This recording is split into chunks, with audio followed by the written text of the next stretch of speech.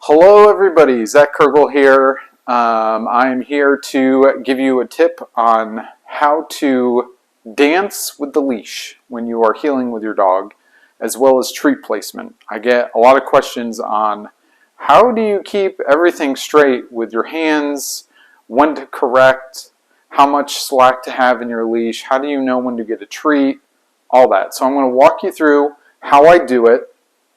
And it's pretty simple once you understand the concept, and then it's just practice, just muscle memory, learning how to do it. So I have here with me a 6-foot leather leash. I like the thinner leashes. I'll zoom that in a little bit. Thinner. Thinner is a crisper correction. When I correct my dog, I want to be firm, but I want to be fair in how I do it. And your skinnier leather leashes give you a snappier correction. And a snappier correction is a better correction which communicates better to the dog on what he did wrong. All right? So your thicker ones, they're more blunt in their corrections. So it doesn't communicate as well. Doesn't mean you can't use them. It just means if you want a more poppier correction, a more snappier correction, that I recommend these thinner leather leashes. All right. I will put a link in the description below of where I get these leashes from. They're really good. And I like the braided ones, as you can see here. Braided I like better because if your clasp ever breaks, you just unbraid the leash, put a new clasp on that you get at a hardware store, and you're back in business. And they last a really long time. So good value for the money. You get a lot of use out of them. So that's it on leashes. So here we go. Here's how you dance with the leash. All right. So dog is going to be on my left hand side. I'm going to hold my leash with my right hand over my thumb. So the leash goes over my thumb, and then I grasp it like so. I use this grip because this gives you the best grip for corrections and making sure that if you have a reactive dog or a dog that just likes to run, chase after something, this is going to make it so the leash is much more difficult to come out of your hand.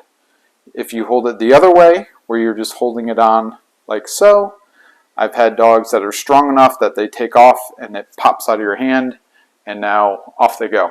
So over your thumb again, wrap it around.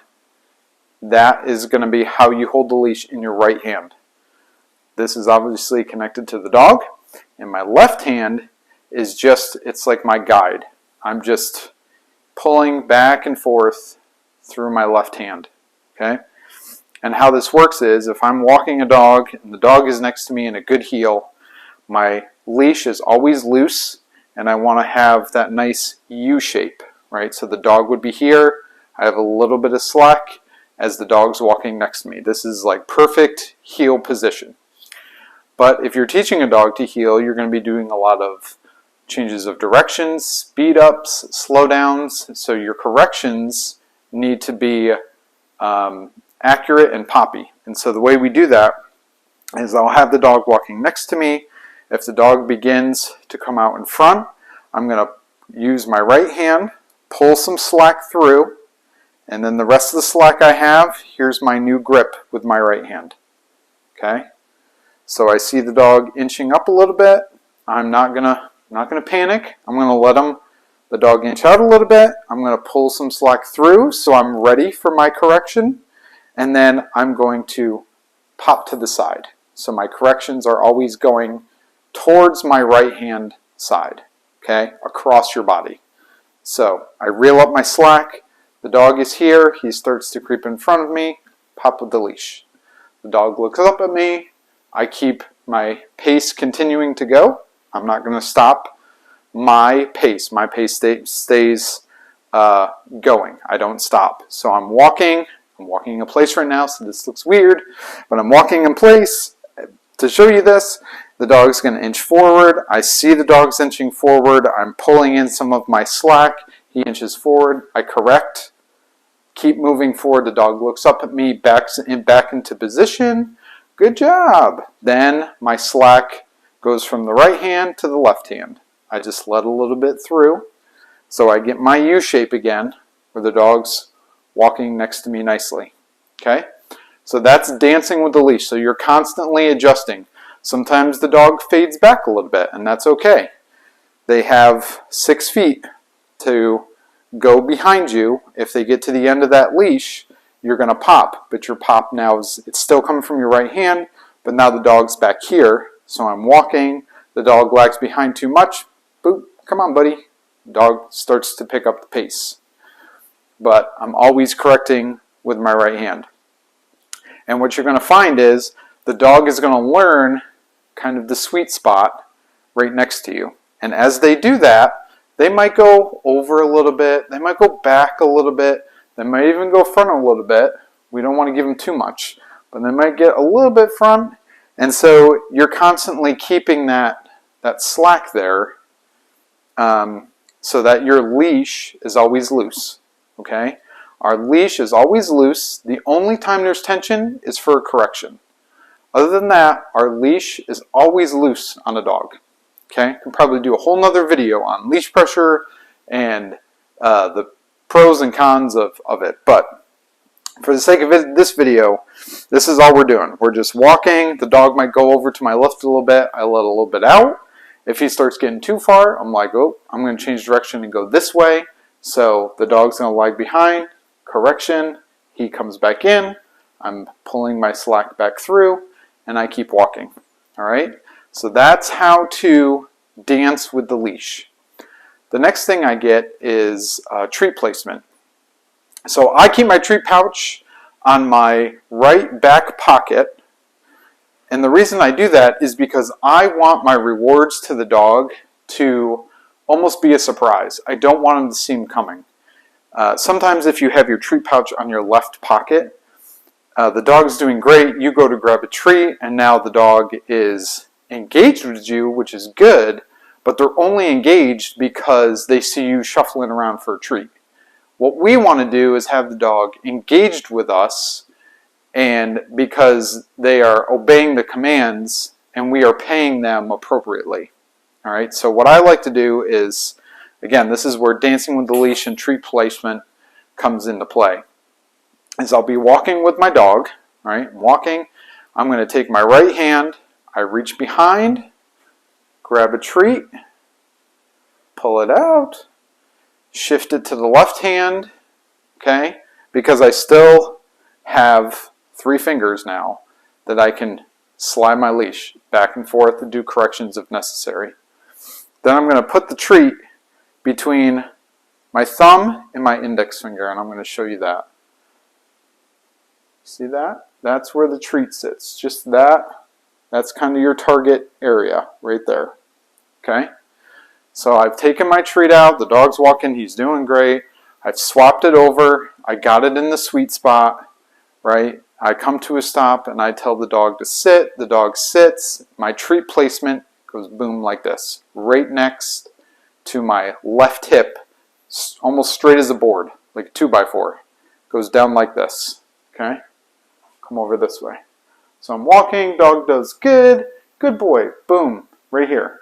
And then the dog's going to learn that right here is where good things happen. So the dog is going to gravitate to wanting to stay right here next to me, next to my hip. Okay? What we don't want to do is, if you hold the treat in your fingers, your treat placement can be good, but then the dog's going to go for your fingers, and then you get nipped on your fingers, and it doesn't feel good, does it? So that's how I like to hold the treat, and that's how I like to place the treat right next to my hip. If you have a dog that has a longer snout, your German Shepherds, even your Labs, your Golden Doodles, things like that, they have a little bit longer snout. What you're going to do is when your treat placement goes down, you're actually going to be kind of pushing your hand into the snout of the dog. So if the dog is next to me and my treat hand comes down, I almost push it into the dog's nose, And what that does is, if this hand is the dog, his nose hits my hand and kind of goes up, and they kind of use their tongue to kind of lick and grab the treat out of your hand, instead of holding it like this and the dog's biting like this to get the treat. All right, so that is treat placement and how to do the dance. I'll show you again how to do the dance with the treat. So I'm walking, here I am walking, dog's doing great. I'm like, good, I'm going to get my treat ready. I grab it, swap hands. I'm still moving slack if I need to. Dog does great. I come to a stop. Stop. Dog sit. Dog sits. Boom. Good job. There's the treat. And it's important that our hand is, kind of stiff when you do it, so that you can create that good target for the dog. And then another just quick tip on that is, if your dog, say your dog is lagging too far behind. Say you do a turn, the dog follows you, treat comes down, good job, and the dog is too far behind. I usually give the dog about 1.5 seconds, maybe 2 seconds, to get the treat. If they don't get the treat, then my hand comes back up and I go back to walking. So it's conditioning the dog that the treat comes immediately after they do what they're told. And if they miss the boat, they miss the boat. We're not going to stop and give them the treat. We're not going to be like, come on, buddy, come on, and kind of lure them along. We're just walking, doing our thing. And what will happen is that will actually build drive in the dog to want that treat next time. So the next time you turn, your hand goes down, they're going to want to be there to get that treat. All right.